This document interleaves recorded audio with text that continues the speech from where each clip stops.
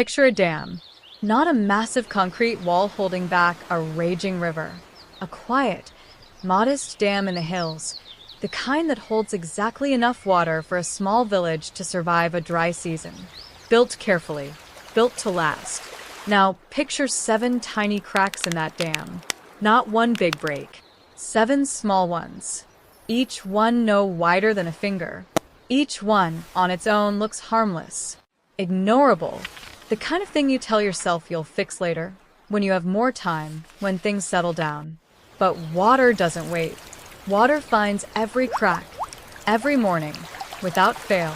And by the time the dry season arrives, when you actually need what was stored, the reservoir is almost empty. Not because the dam failed dramatically, because 7 small things were never sealed. Your budget is that dam. And most people are walking around with 7 cracks they've named something else. Convenience. Treating myself. I'll deal with this next month. Japanese women, particularly those who follow the quiet financial philosophy passed down through households for over a century, have a different name for all 7. They call each one a leak, and they seal them before the season ever turns.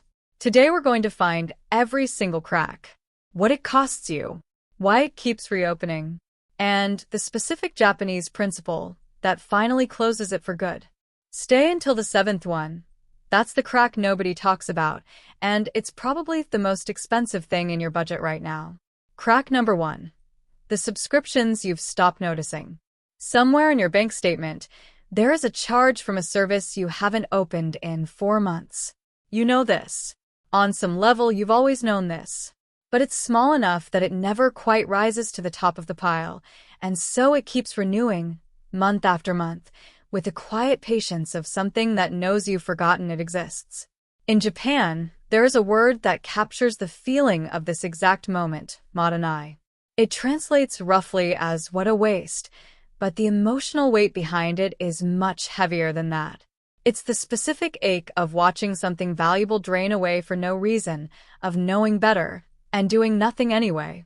Madanai is not about guilt. It's about attention. And subscriptions are the single most efficient way of making sure you never pay attention to where your money goes.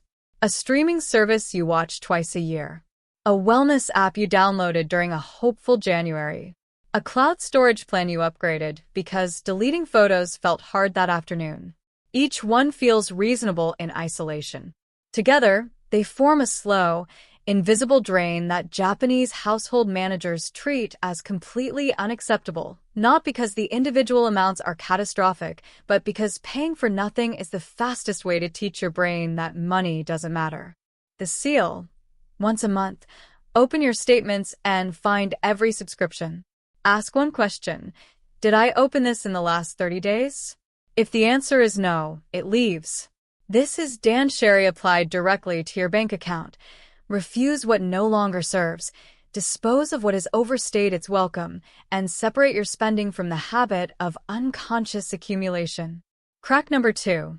The impulse that arrived before the thought did. You saw it. You wanted it. 3 taps later, it was ordered. By the time it arrived, you'd already half forgotten why you needed it so urgently. It sat in the corner of the room for 2 weeks before you used it once. You'll definitely use it more soon. This is the impulse purchase, and it is not a character flaw. It is the intended result of billions of dollars spent engineering your purchasing environment to move faster than your decision-making brain can keep up with. One-click checkout. Only 3 left. A countdown timer. These are not conveniences. They are carefully designed gaps between wanting and thinking. The Kikibo tradition addresses this with something almost counterintuitively simple, a wish list. When you see something you want that isn't a survival need, you write it down and you wait. Not forever. 30 days. At the end of 30 days, you look at the list again and ask yourself a single honest question. Do I still want this with the same intensity, or was I just bored, tired, anxious, or overstimulated the day I found it? Most items on the list will have answered the question themselves by then. The urgency will have quietly dissolved, the way urgency almost always does when you don't feed it immediately. And the ones that remain, The ones you still want with the same calm certainty 30 days later. Those are the purchases worth making. Not because you earned them, because they were real. Crack number 3. The debt that feels normal because everyone has it. Credit card debt has become so common in consumer culture that it has stopped feeling like a problem and started feeling like a condition, like weather. Something that exists, that everyone manages, that has no real alternative. Japan has a different relationship with this particular weather. The country maintains one of the highest household savings rates among developed economies and one of the lowest consumer debt rates. This is not accidental. It is the direct result of a cultural posture toward borrowed money that is almost antithetical to the Western model. In Japanese tradition, gammon, the quiet practice of self-restraint, of enduring difficulty without complaint and without reaching for relief that belongs to tomorrow, runs directly counter to the idea of spending future money on present comfort. The crack in this context isn't the credit card itself. It's the balance that carries. The interest that runs silently in the background, month after month, taxing every future dollar you earn on behalf of a meal you ate, a thing you bought, a version of yourself that no longer exists. You're paying for the past. And as long as that payment continues, the future stays a little further away than it should be. The seal. No balance carries past the month it was made. Use the card for the convenience. Pay it in full before the cycle closes. If that isn't possible with what you currently earn, then the card is telling you something about a gap between your income and your spending that no interest rate can fix for you. Crack number 4. The performance your bank account keeps funding. If any of this is landing, drop a number in the comments that matches the crack you're currently living with. I want to know which one found you today. There is a version of spending that has nothing to do with the object being purchased and everything to do with the audience watching. The handbag that signals success. The holiday photos that prove a life well lived. The renovation that makes the house look the way a house is supposed to look when someone like you lives in it. This is status spending. And it is the most expensive thing in most budgets, not because any single purchase is catastrophic, but because it has no natural ceiling. There is always a larger audience to impress. Always a newer benchmark. Always another thing that the people you're performing for already have, which means the performance never ends and the funding requirement never stops growing. Japanese culture has a built-in corrective for this in the concept of chisoku, the capacity to recognize sufficiency in what already exists. Not as a compromise, not as a consolation, but as a genuine philosophical position that says, I have looked at what I have, honestly, and I have found it enough. And woven into that is the older cultural notion of haji, a quiet form of social shame attached not to poverty, but to visible excess, to the kind of conspicuous consumption that signals you are performing rather than living. The seal here isn't frugality. It's the question you ask before every significant purchase. Am I buying this because I want it, or because I want someone to see me with it? The answers are different. The bank account can tell them apart, even when you can't. Crack number 5. The spending that has nothing to do with money. On the worst days, the stressful ones, the lonely ones, the days that simply ran too long, the phone comes out, the app opens, and something gets bought. Not because it was needed, not because it was even really wanted, because the act of buying something, for exactly the length of the transaction, makes the day feel slightly less like what it was. This is emotional spending, and the reason it's so difficult to stop is that it works. Briefly, the dopamine arrives. The package is ordered. The day feels a little more in your control. And then the feeling passes, the package arrives and means nothing, and the statement at the end of the month becomes an itemized record of every hard day you had, charged to your future self with interest. The Japanese concept of ma, the deliberate, intentional pause, is not a financial concept by origin. It comes from architecture, from music, from the tea ceremony. It describes the productive emptiness between things, the space that gives what surrounds it its meaning.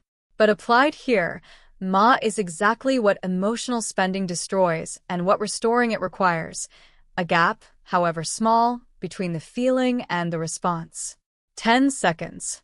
That's the practice. Before any non-essential purchase on a difficult day, 10 seconds of stillness. Not to suppress the feeling, just to let it arrive before the card does. Most of the time, 10 seconds is enough to separate the feeling from the spending. Not always, but often enough to matter. Crack number 6, the bargain that cost you more than the full price. Buy 2, get 1 free. Bulk pack of 24. Limited time offer, stock up now. The deal arrives, the math looks right, and something that was never on the list ends up in the cart because passing up a discount feels like losing money that was never yours to begin with. Here is what the math actually looks like. A product bought in bulk that goes unused, expires, or gets thrown away cost exactly 100% more than the thing you actually needed, which was nothing. A sale that created a purchase is not a saving. It is a marketing strategy that worked. Modernai applies here in reverse. Not the waste of letting something expire, but the preemptive waste of buying more than your life actually requires. The Japanese household tradition is to buy for the week, not for the hypothetical month. To keep less in reserve and replenish more deliberately. Not because storage is scarce, because owning more than you need trains the brain to stop valuing what it has. The seal, only buy the deal if you were already going to buy the product at full price, and only buy the quantity you will actually finish. Anything beyond that is not a saving. It is the crack pretending to be a feature. Crack number 7. The daily expense too small to take seriously. This is the one nobody talks about. Not because it's complicated, but because it's so small it feels unworthy of attention. The morning coffee you buy without thinking. The lunch you grabbed because packing something felt like too much effort today. The convenience store snack. The vending machine drink. The small, daily, automatic purchases that each cost so little they never register as decisions. There is a documented tradition of careful daily spending in Japanese household culture described by the word satsumashi, a quiet modesty and restraint in everyday life, particularly in small things. Not deprivation. Not joylessness. The deliberate practice of not letting the automatic and invisible become the financially significant. Here is the arithmetic most people avoid doing. $5 a day, every working day for a year is over $1,200. That number changes every time you do this calculation with a different small daily expense, and it always surprises because the brain is not built to multiply the invisible. It only registers what it holds, what it counts, what has a specific number attached to it in handwriting. Write down every small daily purchase for 1 week. Not to judge them, just to see them. The moment they become visible, the moment you have to physically record coffee $5 Tuesday in a notebook, they stop being automatic. They become choices. And choices, unlike habits, can be changed. This is where Kakeibo does its quietest and most powerful work, not in the big monthly numbers, but in the daily ones small enough to hide. The dam, sealed. 7 cracks. Each one manageable alone. Each one, honestly, so small that on any given day you could make a reasonable argument for why it doesn't need attention yet. But water doesn't care about reasonable arguments. It finds every opening, every morning, without being asked. And the budget that looks fine on payday looks different 2 weeks later, not because something dramatic happened, but because 7 small things kept being allowed to run. Together, over months and years. These 7 things are the difference between a budget that holds and one that quietly empties before the season you needed it forever arrives. The Japanese women who carry these principles forward aren't carrying them because they were taught a better budgeting system. They're carrying them because they were taught a different relationship with money altogether. One where what leaves your hand matters, where what you already have is worth protecting, and where the quiet discipline of daily small decisions is worth more than any dramatic financial overhaul you plan to begin next month. You don't need to seal all 7 cracks tonight. You need to seal one. The one that felt the most familiar when you heard it. The one that made you pause just for a second before moving on. The one you quietly recognized as yours. Start there. Just there. Pick up the pen, open the notebook, cancel the subscription, skip the impulse. Wait the 30 days. One sealed crack changes the pressure on all the others. And a dam that is one crack stronger tonight is already a different dam than the one you woke up with this morning. The women who live without financial anxiety, the ones whose calm isn't the absence of difficulty, but the presence of a system they trust, didn't build that calm all at once. They built it one small refusal at a time, until the refusals became instincts, and the instincts became the life.